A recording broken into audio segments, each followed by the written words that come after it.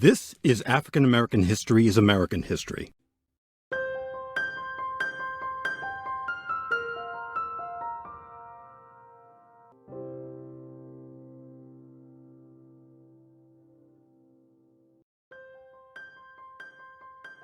The term redlining comes from government ownership programs that were created as part of the 1930s era New Deal.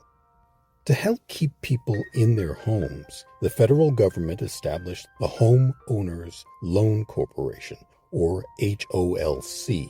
Now, its goal was to finance mortgages with better terms, like lower interest rates and longer repayment periods, to help people make payments and avoid foreclosure in the wake of the Depression. However, President Roosevelt's New Deal did little to advance the cause of racial equality in America with regard to housing. To determine what loans they would guarantee, HOLC sent people to appraise neighborhoods and vet homeowners. They documented the types of housing in neighborhoods, along with information about the people who lived there, using color-coded maps, ranking the loan worthiness of neighborhoods in more than 200 cities and towns across the United States. They also cataloged, quote, detrimental influences, end quote, with racist descriptions like, quote, infiltration of Negroes, end quote, and, quote, mixed races, end quote, characteristics that lowered a neighborhood's value. Neighborhoods were ranked from least risky to most risky, or from A through D. The federal government deemed D areas as places where property values were most likely to go down, and those areas were marked in red, a sign that these neighborhoods were not worthy of inclusion in home ownership and lending programs. Now, I'm sure it won't surprise you that most of the D areas were neighborhoods where Black residents lived. And so, Black homeowners were unable to get home loans that were backed by government insurance programs. That's redlining, drawing boundaries around neighborhoods based on residents' race and depriving them of resources and opportunities, effectively racializing poverty in cities across the U.S. The very definition of structural racism, where racism is built into the rules of society. Redlining worsened poverty and segregation in cities all across the United States and left a devastating legacy of income, health, and racial disparities.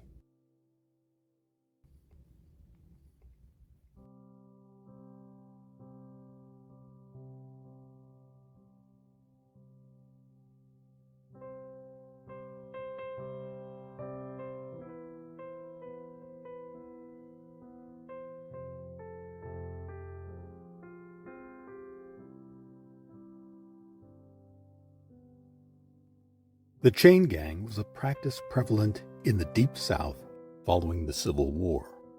Mostly African American men who were chained together were forced to perform extremely hard labor, such as road construction, as part of a convict leasing system. Throughout the South, Black men were disproportionately incarcerated and subjected to these brutal conditions under the guise of criminal punishment, often for minor offenses or even false accusations. This practice essentially amounted to a form of legalized slavery. Many states leased out their prisoners to private companies who provided minimal pay or none at all, which turned the convicts into a source of cheap labor. The use of prisoners in this way was discontinued after a string of exposés and movies detailing their abuses came to light. Georgia was the last southern state to abolish this practice, when the last few chained prisoners were pulled from the roads in the early 1960s.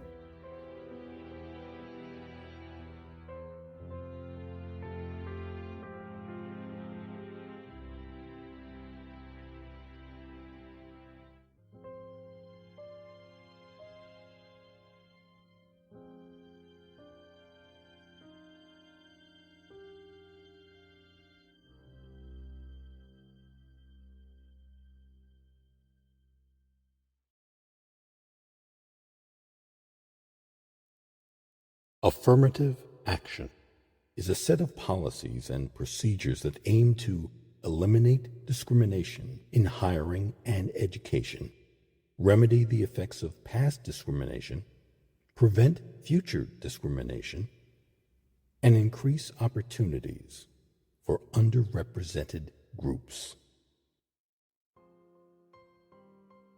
On March 6, 1961, President John F. Kennedy issued Executive Order 10925, which included a provision that government contractors, quote, take affirmative action to ensure that applicants are employed and employees are treated during employment without regard to their race, creed, color, or national origin, end quote. The purpose of this executive order was to take positive action to strengthen long overdue efforts to realize true equal opportunity for all. On September 24, 1965, President Lyndon Baines Johnson issued Executive Order 11246, prohibiting employment discrimination based on race, color, religion, and national origin by those organizations receiving federal contracts and subcontracts. By the 1980s, there was a significant change in civil rights here in America, and not for the better. In June of 2023, the Supreme Court gutted affirmative action, effectively ending race-conscious admission programs at colleges and universities across the country. That decision reversed decades of precedent upheld over the years by narrow Supreme Court majorities that included Republican-appointed justices. It prohibits colleges and universities, both public and private, from considering race as one of the many factors in deciding which of the qualified applicants is to be admitted. Most white and some black Americans see affirmative action as nothing more than a left-leaning handout, a way for poor blacks to jump to the head of the line in education or jobs. And many major corporations have already scaled back their diversity, equity, and inclusion efforts, or DEI, that they launched back in 2020. They fear MAGA and wish to avoid a racial reckoning from the incoming Trump administration, whose campaign platform was one of retribution. As for the black poor, a world without affirmative action will, in effect, be the world as it was before the civil rights movement.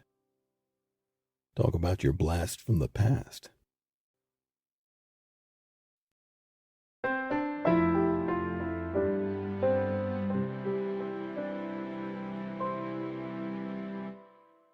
This is African American History is American History.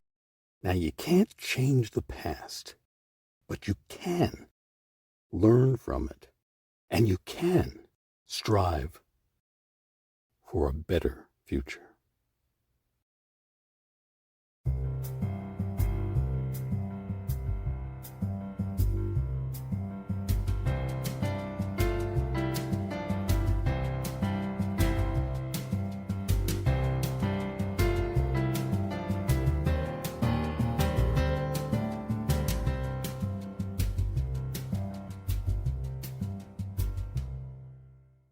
This has been African American History is American History. I'm Harlan Kearsley. Thank you for listening. And if you haven't done so, please subscribe. Once you do, you'll be notified as soon as new episodes are posted. Thanks again, and please stay safe.